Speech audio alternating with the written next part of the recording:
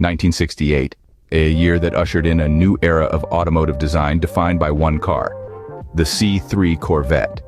Its distinctive Coke bottle shape revolutionized the industry, setting a new standard for what a sports car could and should look like.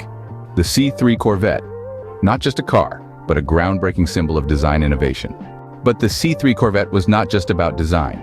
Over the span of 14 years, from 1968 to 1982, it underwent significant evolution.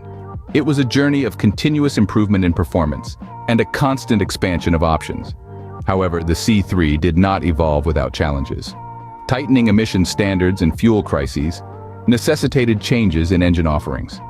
Despite these hurdles, the C3 Corvette proved its resilience, adapting and growing to become an icon of its time. So, what does the C3 Corvette mean for the automotive industry? Simple: evolution. This car redefined design and performance, and despite challenges, it prevailed. The C3 Corvette, a testament to the power of design, resilience, and evolution that continues to inspire car enthusiasts worldwide.